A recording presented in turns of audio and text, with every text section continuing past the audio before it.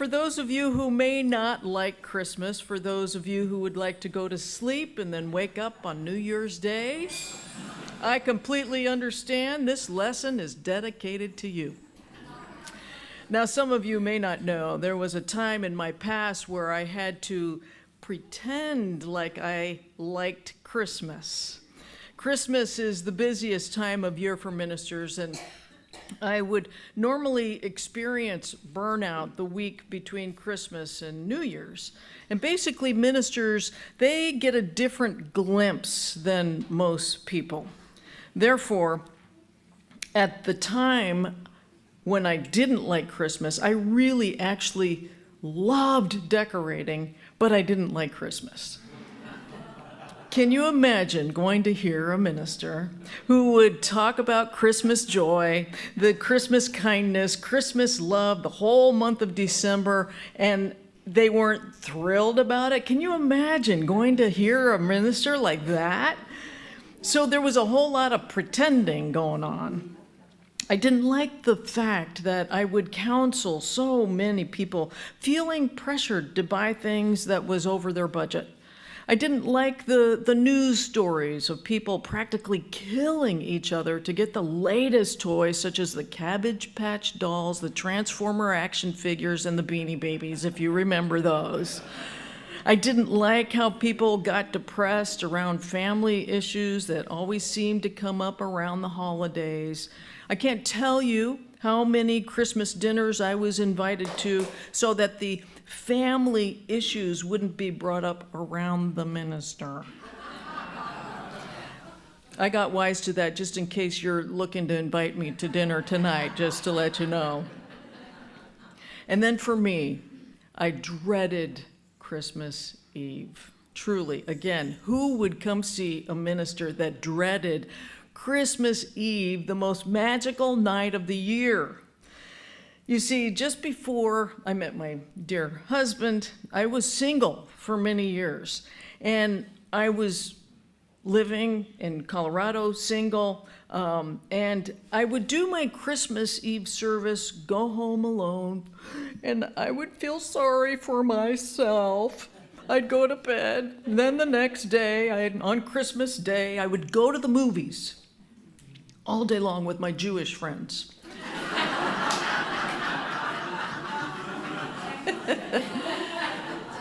Those of you of the Jewish faith, you know what I'm talking about. And true confession, we would buy one ticket, see one movie, then walk into another movie, and then after that, another movie. I think that's what they call stealing. Stealing on Christmas Day from, yes, yours truly, a minister of the Unity Church. I just wanted the day to be over, and some of you I know what that's like. So when some of you come up to me and you tell me that you don't like Christmas, believe me, I get it. I have walked more than a mile in your shoes, and I really had, as you can tell, a bad attitude about Christmas. However, I want to tell you a story that really helped me to change all of that for me. It all happened many years ago, and we were approaching the dreaded week, the first week of December 1st, and I was starting to feel it. I was starting to feel a little blue.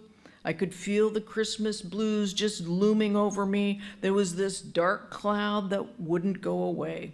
And I could feel myself entertaining all the reasons why I didn't like the season. And I was in great resistance. And I actually, here again, a Unity minister, I started to feel jealous of the people coming to church all happy and jolly and everything. So I decided that I needed some help. I got online, and in those days I had to connect to dial-up, so it took a long time. And I would put myself on every prayer list conceivable, just in case there was one group of people that could pray a little bit more dynamically than another. So I covered many religions: the Christian Scientists, the Unitarians, the Catholics, the Baptists, the Yogananda Self-Realization Center, the Protestants, and the Jewish synagogue actually put my name on the crying wall in Israel. And of course, Silent Unity. And I asked each one of them for the Christmas spirit to be renewed in me again. But what was that Christmas spirit? What was it? Truly, I didn't even know what it was. And I suppose that there's a lot of answers to that question. To Scrooge, the Christmas spirit is a ghost. To the liquor industry, the Christmas spirit comes in a bottle, of which I just read this one interesting fact, of which the Distilled Spirits Council of the United States notes that a quarter of the $49 billion a year distilled spirits industry profits come from the month between Thanksgiving and New Year's. There's a lot of drinking going on here. Some people feel that the Christmas spirit is somehow the respite that takes place within the family dynamics, that nobody brings up an issue, that there's just this peaceful understanding. And for many, I guess, the spirit of Christmas is giving presents, with the billions of dollars being spent each year at the end for profits, for those businesses, for those of you that own businesses. And that's all right. I'm no Scrooge. I don't want to rain on anybody's parade. I just wanted to be at the time. I just wanted to get to the core. You know, some of you, when you're in that place of looking, I wanted to get to the core of this. What is the true spirit of Christmas? What is it? Is it fun? Is it fellowship? Is it shopping? Is it giving? What is it? And I needed help. I couldn't do it alone. And that's why I asked for many, many people to pray for me, because I know that prayer works. I know that prayer works. Now, if you have ever been the recipient of group prayer, you know exactly what I'm talking about. Something magical happens when others are lifting you up, when others are actually elevating you, and you feel elevated. Your heart softens, and there's this deep sense of joy, and I would call it actually euphoria. So I was in this state of euphoria, and I started to see, and I started to hear the magic of what Christmas has to offer. I began to enjoy the simple pleasures of the season, the music, the lights, the smell of the Christmas trees, Santa on every corner, the Christmas movies. How many of you have been watching your Christmas movies? Anyone in here? Yes. And I noticed people. I noticed where before my focus was strictly on myself, on depression, and how much I disliked the holiday. And that's what depression is. It's depression. It's energy focusing inward. It was me, the victim.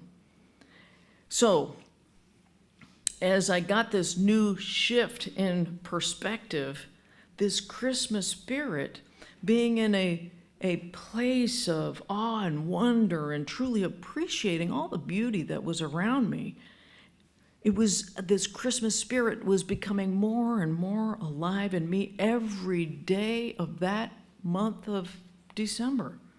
And I realized that the Christmas spirit is real, and it is alive. And believe me, it's here today. It is the God force that expresses itself in the most beautiful way. It's God celebrating itself as you. And I allowed the season to amuse and delight me in a new way.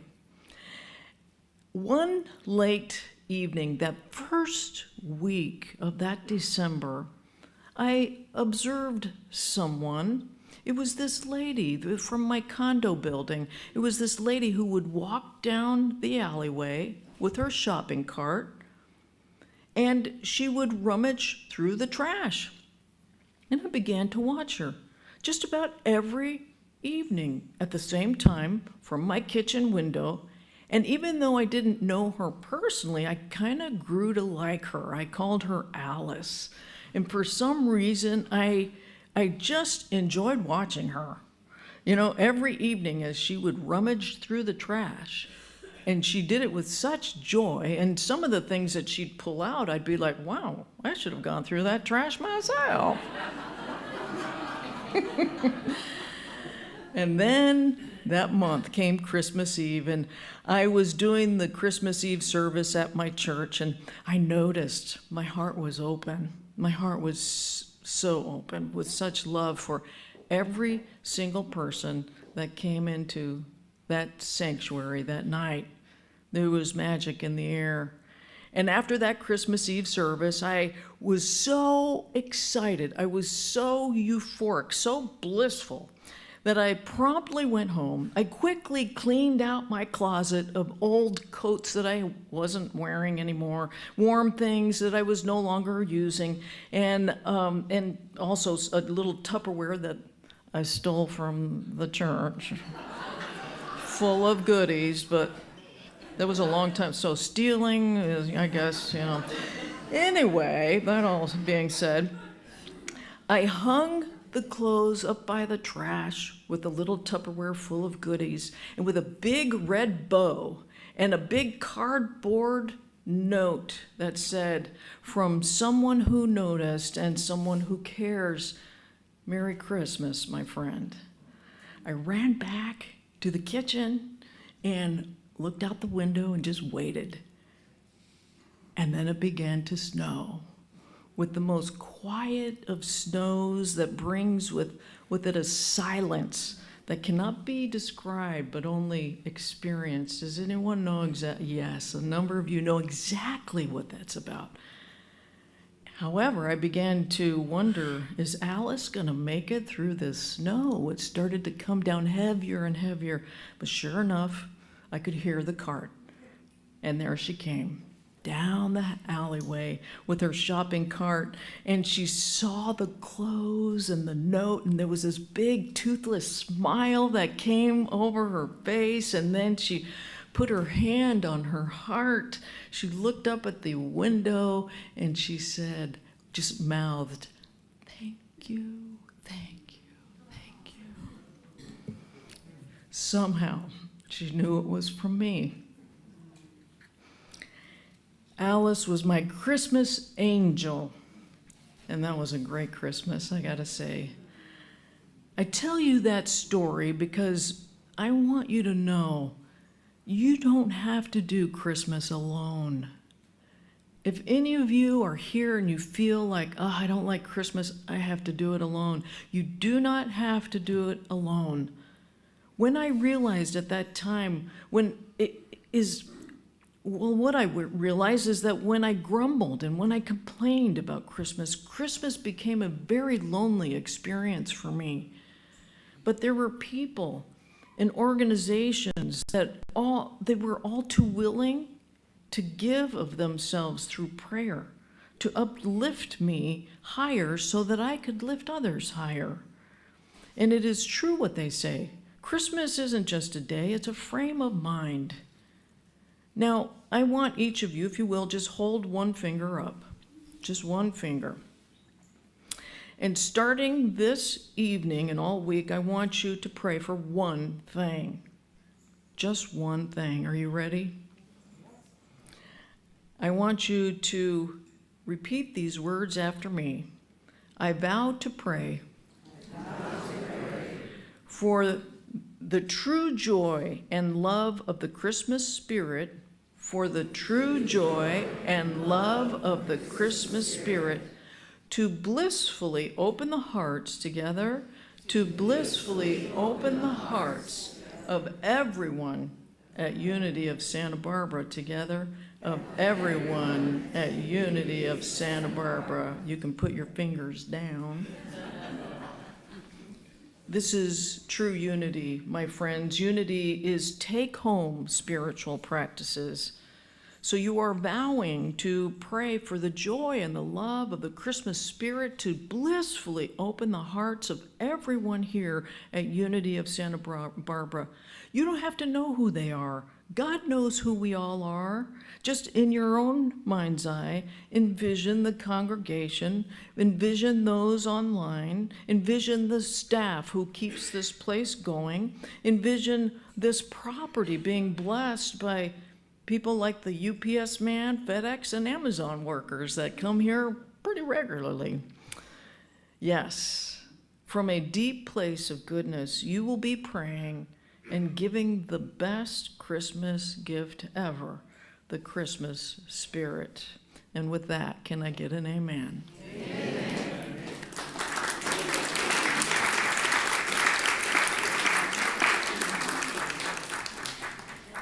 So Phyllis Diller would say that Christmas time is when everyone wants their past forgotten and their present remembered.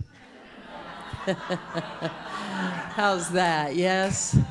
So we're sharing our message today, but I think my co's pretty much covered everything. When I think about this time in every year with me, is that I like to use the Christmas Day to New Year's to just reflect on what part is wanting to be born within my own consciousness. What is this new way of being, or what is this new space that I can hold, or can I be kinder, can I be more loving? What is being called within me? And I've noticed sometimes, and I'm sure you feel this way too, when you start taking on a new way of being, there's voices back there urging you to just stay the same. Does anybody else have that? I don't steal anything, but I do have, I do have this, I was starting to get concerned about my purse, weren't you?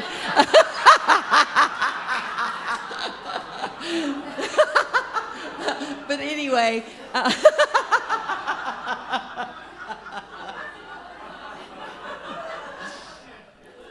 it's that energy of what is being comfortable. And in many years of teaching, speaking with students from all over, I always tell them, because they go, the reason they don't want to be a speaker is because it feels so uncomfortable. And I always ask them to do an exercise with me and to write their name with their non-dominant hand. And they start to write their name, and I ask them, how does it feel? And they say, awkward, doesn't feel natural, doesn't feel comfortable. I said, well, you've forgotten, but that's the way it was when you first started writing your name. It felt like that, but you kept showing up, and you kept doing it, and you kept showing up, and that's how you were able to overcome it. So through the season that you're in, you're going to feel this emerging self giving you the invitation. It may be something like, you don't need to do that anymore. You know, you don't need to post things on social media that aren't kind. You don't need to get reactive anymore. You don't need to talk about what so-and-so could be doing better, or whatever it is. It could be the commitment to do more peace things, you know, so many more times in the year. One of the new version of the Serenity Prayer really helps me during this time. God grant me the serenity to accept the people I cannot change. The courage to change the one I can. And the wisdom to know that would be me. You want to do that together? All right. God grant me the serenity to accept the people I cannot change, the courage to change the one I can,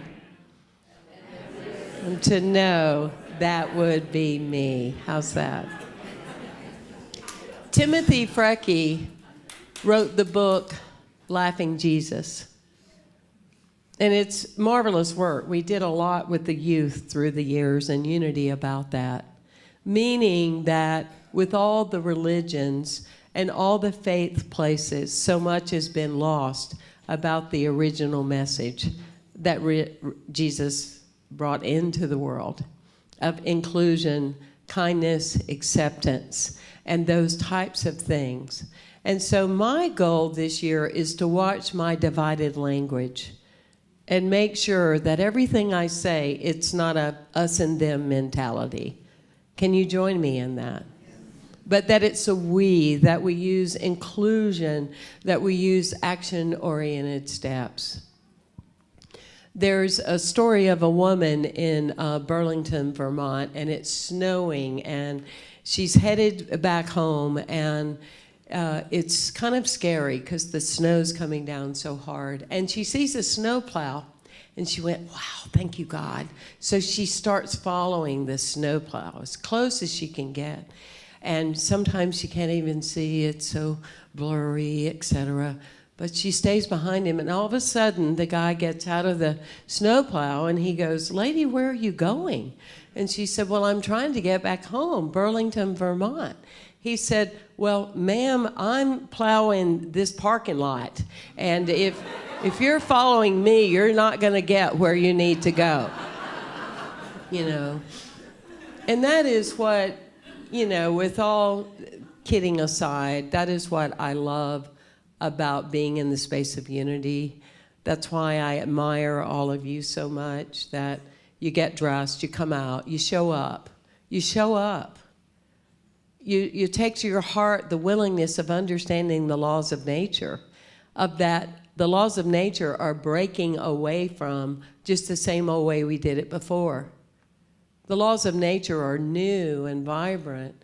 The laws of nature burst through after fires to create new trees and new ways of being. That is what we're called to do. And when we don't do that, that is when we become uncomfortable.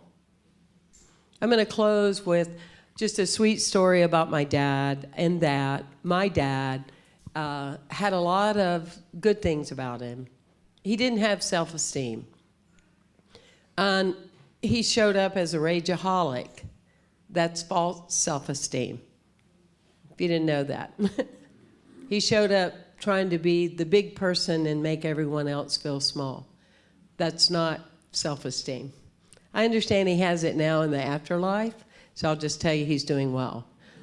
But in our lifetime together, he didn't have self-esteem. And so always, us as kids, we would say to Dad, Dad, love you. Love you, Dad. He'd go, oh, me too. And, you know, me being me, I'd go, what'd you say? Love me, no, love me too. Okay. But I do love you, Dad. Me too. That was it. So, March 1, 2002, we're all gathered around my dad's ICU hospital bed.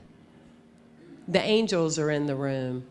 I will never forget this as long as I live. It was like a Christ being born moment. And it probably was. The room was all lit up. We were all gathered in a circle. Every one of my family, all of us gathered. And I said, I love you, Dad. I love you, Dad. And my mom said, I love you, David. And my aunt said, I love you, David. And the whole room in unison was, we love you. He couldn't run from it. He couldn't hide. He couldn't murmur. He went out with a sacred gathering, immersed in immense love. Don't wait. Don't wait. And I would invite you, instead of saying to someone, I love you, breathe it in and say, you, I love. You, I love. You, I love. Say that with me. You, I love. And watch your purses on the way out. Anyway.